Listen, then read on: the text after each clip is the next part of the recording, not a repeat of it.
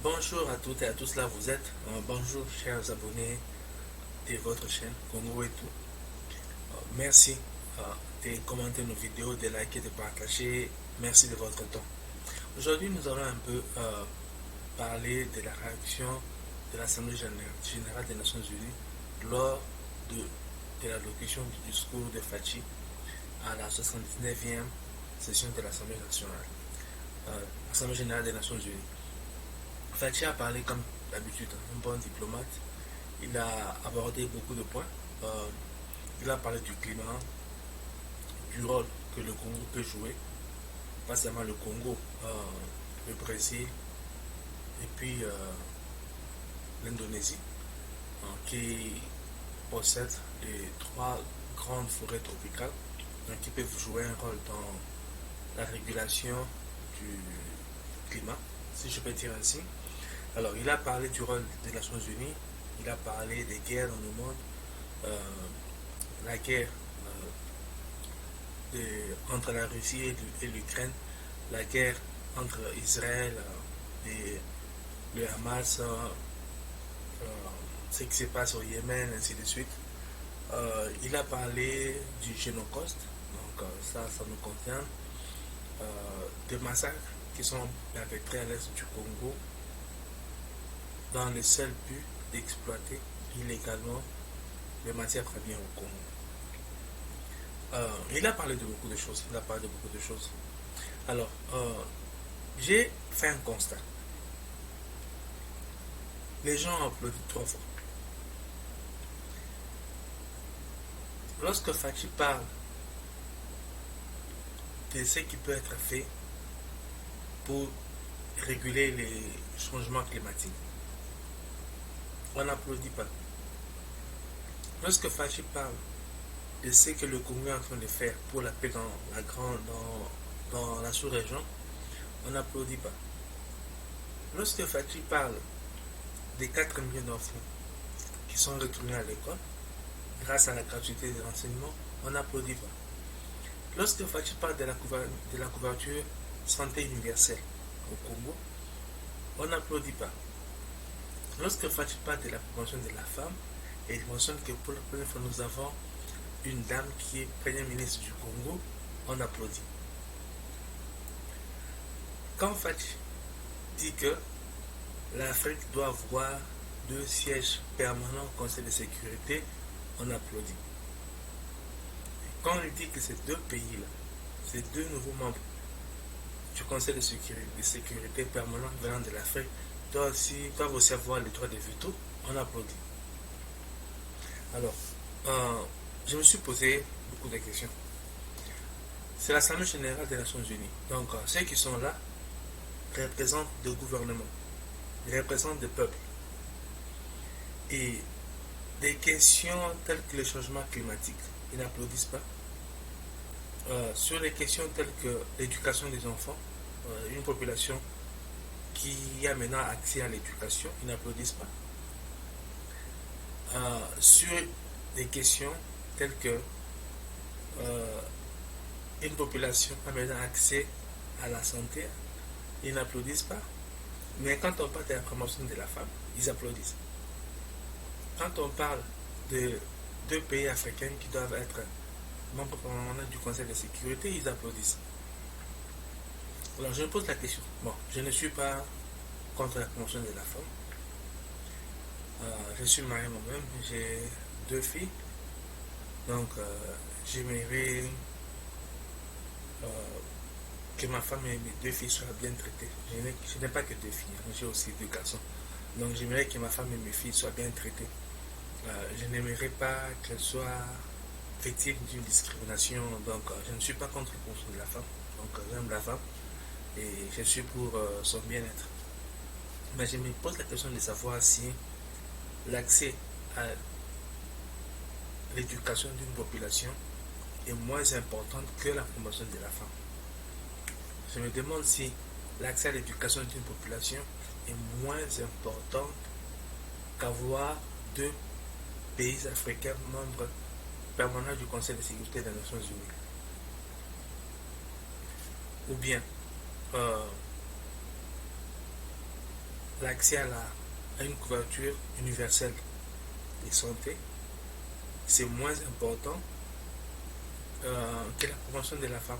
Ou c'est moins important, c'est moins important qu'une population qui a maintenant accès à l'éducation. Je me suis oublié, je m'excuse. Donc, je me demande si le fait d'avoir deux pays africains permanents, membre permanent du Conseil de sécurité, est plus important que l'accès d'une population à l'éducation ou l'accès d'une population aux soins de santé. Et ça, ce sont des représentants des gouvernements des pays qui réagissent ainsi. Pour moi, c'est comme si les questions importantes qui touchent au bien-être de l'homme sont de plus en plus négligées. Et voilà pourquoi le monde va mal. Voilà pourquoi le monde va mal. Cela nous a interpellés pour que nous puissions donner le pouvoir aux gens qui vont vraiment considérer que l'éducation d'une population est plus importante que la promotion de la femme. Parce que quand on éduque une population, on éduque les garçons et les filles. On n'éduque pas seulement les garçons. Alors quand on fait la promotion de la femme, ok, on veut aussi que la femme ait accès à l'éducation dans les pays où la femme n'a pas accès à l'éducation. Mais quand Fachi parle de 4 millions d'enfants qui sont retournés à l'école, il y a des garçons et des filles. Et ça, on n'applaudit pas. Donc, je me demande ce qui est vraiment important pour ceux qui dirigent le monde aujourd'hui. Donc, voilà pourquoi nous avons beaucoup de problèmes dans le monde. Parce que selon moi, il y a des questions qui devaient être très importantes aux yeux de ceux qui nous dirigent, mais qui apparemment ne le sont pas. Le massacre des populations pour exploiter légalement les ressources naturelles sur les terres que ces populations occupent et n'ont pas applaudi. Donc c'est là la vie humaine est moins importante que la promotion de la femme. Ou la vie humaine est moins importante que le fait d'avoir 2 pays africains membres permanents du Conseil de sécurité. Bon, je suis un peu déçu de la réaction de l'Assemblée générale par rapport sur le discours de Fachi. Mais c'était un bon discours, il a parlé de beaucoup de choses. Alors j'ai aussi noté une chose. Bon, Fachi fait qu'on reconnaisse qu'il y a un génocide au Congo. Génocide comme on l'appelait. Et on a institué maintenant la journée du 2 août comme une journée pour nous rappeler de cela. Et le plus souvent, quand Fachi, dans le passé, quand il a parlé de l'insécurité du Congo, il a pointé le Rwanda. Il a pointé le Rwanda. Cette fois-ci, il a parlé des multinationales et du Rwanda. C'est-à-dire que la pression qu'il est en train de faire monte d'un cran. Pendant qu'il parlait du Rwanda, ce n'est pas qu'il ignorait qu'il y avait des multinationales qui profitaient de cette insécurité à l'est du pays. Il le savait. Mais je pense qu'il leur donné le temps de changer leur attitude envers ce qui se passe au Congo. Comme cela n'a pas été fait, alors il commence aujourd'hui à l'Assemblée générale parler des multinationales qui profitent du génocide congolais. Comme il a commencé à parler du Rwanda, demain, à l'Assemblée générale, ou l'année prochaine, Fachi pourra citer des noms de ces multinationales qui profitent du génocide congolais. C'est un moyen pour lui de faire de la pression pour que ces multinationales arrêtent de donner au Rwanda l'argent qui aide le Rwanda à envoyer des troupes massacrer les Congolais pour profiter illégalement des ressources naturelles du Congo. Alors, nous savons que Fachi envisage de poursuivre ces multinationales, donc Apple, et puis les autres. Et il a adopté une très bonne stratégie selon nous. Il a engagé un cabinet d'avocats international qui est basé aux États-Unis et en Europe, en France. Et avec ce cabinet, il compte poursuivre Apple ici aux États-Unis et en Europe. Alors, vous savez, les Américains, les Européens occidentaux, ce sont des alliés, mais des fois ils se font un peu de guerre sur le terrain économique. Ils se font un peu de guerre. À plusieurs reprises, les États-Unis ont sanctionné des sociétés européennes et à plusieurs reprises, des sociétés européennes ont aussi sanctionné des sociétés américaines. Alors, maintenant, en poursuivant une société américaine aux États-Unis et en Europe, donc ça peut faire que même si l'Amérique ne fait rien, que l'Europe sanctionne Apple. Donc là, c'est vraiment, selon moi, une bonne stratégie. C'est vraiment une bonne stratégie. Et cela, en fait, expose de plus en plus Apple. Vous savez, dans les années 90, quand on a fait beaucoup de bruit sur Nike, qui faisait fabriquer ses chaussures en Chine, et on critiquait les conditions de travail de ces Chinois qui fabriquaient les Nike. On a tellement fait du bruit, que Nike avait été obligé de faire quelque chose, de se rassurer que ces Chinois qui fabriquent des Nike sont bien traités et travaillent dans de bonnes conditions. Alors, le fait qu'on commence à parler de Apple, déjà ici, j'ai suivi des vidéos de pasteurs qui ont parlé des smartphones et de l'insécurité à l'est du Congo. On en parle de plus en plus, même en Europe, on en parle de plus en plus. Alors, porter plainte contre Apple, c'est encore pousser, d'en faire beaucoup plus de pression. Et commencer à en parler aux Nations Unies, ça sera encore beaucoup plus de pression. Donc, c'est un moyen de mettre Apple mal à l'aise.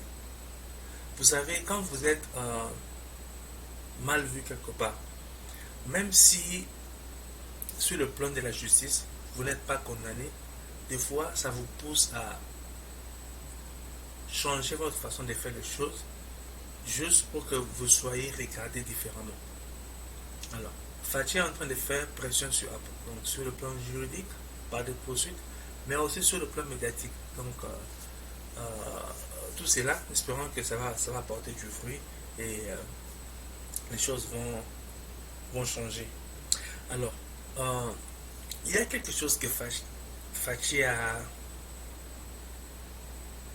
dit. Je ne sais pas si c'était un lapsus ou bien, bon, je ne sais pas. Bon, ça m'a beaucoup tiqué. Vous allez comprendre pourquoi. Je vais vous faire suivre cette partie de la locution de Fachi. Je m'excuse.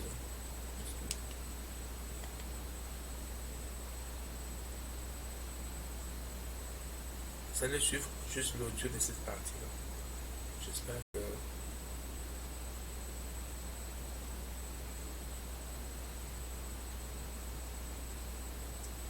Je m'excuse. La technique prend du temps.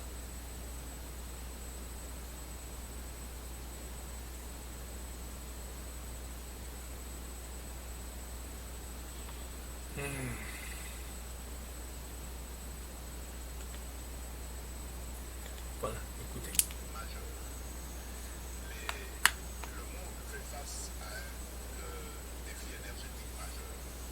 Les systèmes basés sur les combustibles fossiles sont responsables d'importantes émissions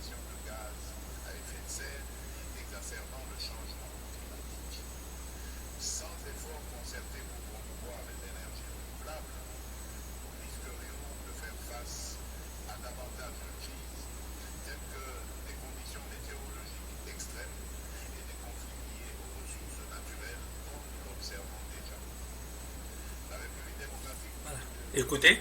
dispose de ressources abondantes, y compris des minéraux essentiels tels que le cobalt, le lithium, le nickel et le graphite. Voilà, je m'arrête là.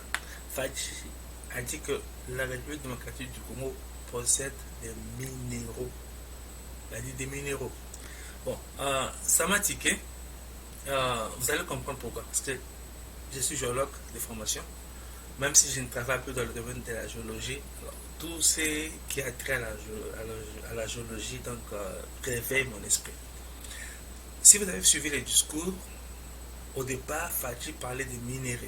Il a parlé de minéraux, et ici, il dit minéraux. C'est là que ça me tique. Les géologues ont compris. Alors, j'espère que... Bon, je ne veux pas dire que c'est un lapsus.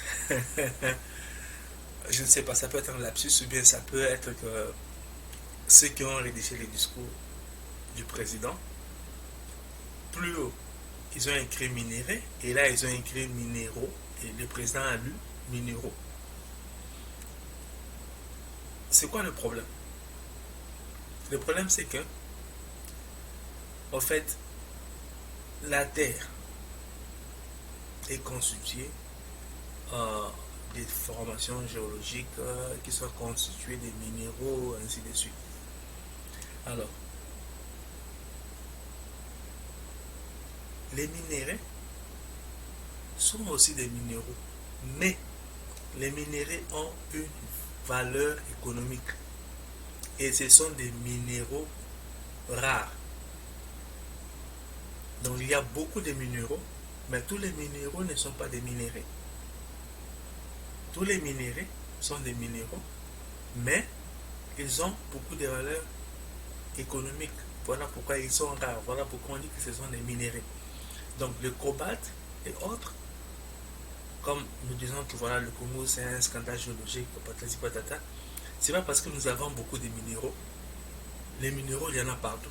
Tous les pays du monde ont des minéraux, mais nous avons des minéraux que beaucoup de pays n'ont pas. Alors, considérer nos minéraux comme des simples minéraux, c'est un problème. Donc, c'est réduire la valeur de ces ressources naturelles que nous avons. Alors, ça s'est passé à l'Assemblée générale des Nations Unies. Donc, des milliards de personnes ont suivi, peut-être. Alors, quand ils entendent le président parler des minéraux, on se dit, mais en fait, les minéraux, ça n'a pas de valeur, il va en parler pourquoi? Il devait dire minéraux ici. Alors, je ne sais pas si c'était une erreur de ceux qui ont élaboré les discours de Fachi, ou bien c'était un lapsus, parce qu'en fait, quand on n'est pas du domaine, on peut facilement, bon, lors d'un discours, on voit minéraux, mais peut-être qu'en fait, bon, on a dans la tête minéraux, on dit minéraux, parce qu'en fait, on n'est pas du domaine, on ne comprend pas très bien cette nuance-là. Donc, ça m'a tiqué, Mais bon, je n'arrête pas mon attention sur ce point-là, donc j'ai dit que c'était un bon discours, il a parlé de beaucoup de choses, mais quand il a dit minéraux, j'ai dit, oh, qu'est-ce qui se passe? Qu'est-ce qui se passe? Je me rappelle quand je faisais encore la géologie à l'université, des amis me taquinaient, hein, ils me disaient que voilà, la différence entre un fou et un géologue, c'est que le fou ramasse une pierre, il la lance à quelqu'un. Alors que les géologues ramassent la pierre et l'amènent au laboratoire. Donc le fou et les géologues, nous aimons les pierres, mais à des fins différentes. Et j'avais des amis, bon, ceux qui me disaient ça n'étaient pas des Congolais, et j'avais d'autres amis qui étaient des Congolais, comme moi, qui me disaient que, ah, mon cher, là tout le monde a compris, nous avons fait un livre, tout le monde a tout réécrit, tout le monde a que nous avons mis à baby civinae, on fait un contact avec ma banque. Et d'autres disaient, la cimetière à Kitamoupe, et c'est tout le monde déjà, donc, terrain sur la zone, mais c'est que le chou de la babélé wapi. Donc, vous comprenez pourquoi ça m'a tiqué, parce que ça, c'est vraiment quelque chose du domaine. Donc, j'ai appris cela. Mais en tout cas, c'était un bon discours. Fachi il a encore été sur, comme d'habitude, hein, sur le front international pour parler du Congo, promouvoir le Congo, ses potentiels, pour attirer les investisseurs, mais aussi attirer l'attention sur ce qui se passe à l'est du Congo. Ça doit finir. Ça doit finir. Cette guerre qui traîne ne fait de bien à personne. Il y a des gens qui sont tués. Le Rwanda subit de la pression. Le Congo subit de la pression. Et c'est pas bon. On peut travailler mieux. Ça, c'était la vision de Fachi quand il est devenu président. Il a proposé à tous les pays, à tous nos pays limitrophes, des projets de développement plutôt que de faire la guerre. Ça aurait été mieux de faire ainsi. Donc, merci de m'avoir suivi. Je vous en prie, partagez les vidéos, commentez, likez. J'attends des commentaires, comme j'ai l'habitude de lire les commentaires et puis de répondre. Bon, je n'avais pas fait des émissions pendant beaucoup de temps. Là, je suis revenu. Mes abonnés qui ont l'habitude de faire des commentaires n'ont pas encore commenté, bien n'ont pas encore suivi les émissions, je ne sais pas. Mais bon, je les salue. Hein. Entre autres, il y a Jean-Claude Kadima, il y a Benodon, il y a Déborah, il y a Augustin Moukuta, il y a Rachel Galula, il y a Chantal Nzouzi Moutepa, il y a Jules Mbemba, il y a Jean-Claude